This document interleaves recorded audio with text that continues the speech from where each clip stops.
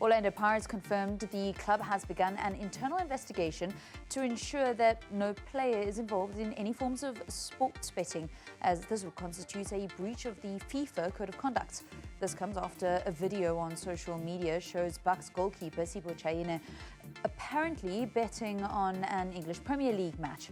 To speak more about this is sport finance commentator Nqobile Ndlovu of Cash and Sport. A very good evening and welcome to Newzroom Afrika once again. Good to be chatting to you. I suppose there's always been a little bit of a tension between sports betting platforms and them sponsoring teams, but then FIFA having these very clear rules about what is and isn't allowed for footballing professionals, not only players. Yeah, there's always been a bit of a tension because football teams, like any other sports team, require funding, and the sports betting companies know that the greatest theatre on earth is probably a football match, so they want to sponsor football. And as a result, football teams have long held a view that they will take the income of the sponsorship income, and use that money, towards the activity. But at the same time, FIFA, as you said, has come down hard on football and drawn the line around sports betting and what players and staff are allowed to do. They expressly, banned from conducting any betting activity, promoting betting activity, and this goes further to staff as well. So it's always been a tricky situation because you'll always get the accusations that players are throwing a match or something to that effect because of the association with the betting partner. So it's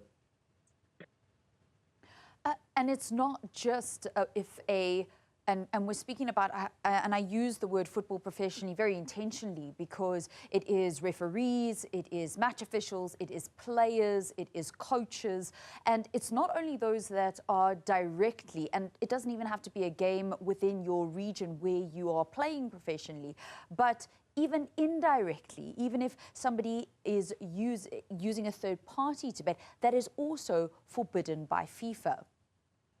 Correct. If you look at an example of a player like Ivan Toney or Sandro Tonali in England, who used intermediaries or third parties, etc., that is also banned. So you can't partake in any gambling or betting activity at all because it opens you up to match manipulation, and match manipulation is essentially where you could potentially, if you are a player or an official or someone involved in the sport who are involved, could then decide to, partake in activities that could influence the outcome of a game. What they're trying to prevent is any activity at all, which then could lead to a player potentially doing something, or an official, or someone involved to doing something that could potentially influence the outcome of the game. But it is tricky because at the same time you allow the betting partnership to happen. So how do you then expect the player to be unassociated or not be in the know of what's happening, or the official? It's a weird balancing act in many ways. Considering what's happened to Tony and Tonali, were you quite surprised at perhaps the lack of reaction from the Premiership? Well, this incident happened very recently. One would expect, if you just to explain to the audience, generally what would happen is if a player were to be found to be betting, usually these things take a while. The investigations don't just happen overnight. The club, in the statement, they didn't really say that the players were not betting. They said that they didn't find that the players were betting, but it was a joke. But in my view, it's not good enough to just say it's a joke, and I think that a full investigation has to happen. And in your throw forward to this, you basically stated that they are investigating. It's not good enough just to say that it was a joke because it's a serious offense. It's a FIFA sanctionable offense. But that said, I do think that the league has to state something and categorically state whether these players were betting or were they not. Because if they were betting and it's found that they were betting, they have to come down on them and sanction them to make an example, and to ensure that other players know that it's illegal. You can't do it. It's a FIFA sanctionable offense, as I said, and it's very, very serious if it does happen. Do you think it is a problem of understanding among the players that perhaps the education around sports betting for football players hasn't necessarily been given, the education hasn't been given to the players? I don't think so. I think I do know all football clubs have to have a level of education to players around conduct and things that they can and cannot do. I know for a fact that because Orlando Pirates are sponsored by SuperSportBet, who is their betting partner, they have had education around these matters. So I don't think it's necessarily an issue of players and education, but it's also an issue of, players are people and human beings, and they do make mistakes. I'm not casting judgment on the situation and whether they did or did not. But, if they were making a joke, it's a very ill-informed joke, because things like with social media and cell phones and connectivity nowadays, anything that you say can come out like this in an instant, and it becomes a big situation for the club to deal with. So perhaps it's an issue of players jokingly saying something without knowing what the consequences are, and it's perhaps just an issue of, watch what you say and watch your actions so that you don't get yourself in trouble in the future. Do you think that South Africa and South African football has the kind of infrastructure that's required to even monitor and police something like this? Yes, the sports betting companies do have the infrastructure and the skills and the technical technical elements required to monitor sports betting.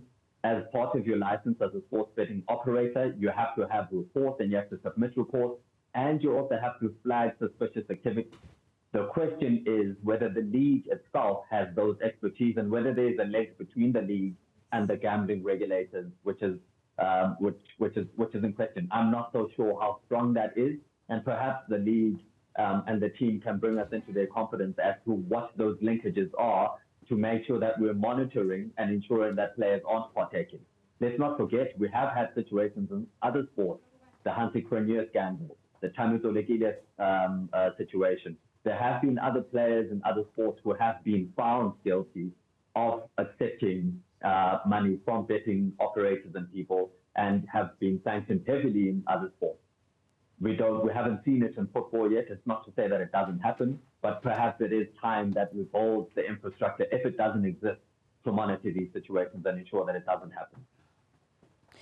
Well, certainly a really interesting discussion to have. And you just mentioned the kind of precedent that has been set in South Africa in other sporting codes. And it really does make the silence of the PSL quite deafening on this very important matter. But football finds itself in a really difficult position, because while the FIFA Code of Conduct is there on the one hand, you have them accepting TAB as a sponsor in New Zealand for the FIFA Women's World Cup last year. You have UEFA accepting a sponsor for the Europa League. So it really is a kind of, I'm not sure if it is a situation where you actually need more understanding, or if there maybe needs to be perhaps a better stance taken by the global body. Well, it's difficult because, I mean, if you go the route of Italian football and Spanish football, where you put an outright ban on sports betting advertising and associations, what that does is it reduces the potential income of the teams within your league, and it weakens your league. We don't have a lot of teams with sports betting partners. There's only 3 of them in the country in football. So there's not a lot of reliance on this money in any case, and there wouldn't be much of a risk if you then put an outright ban on it.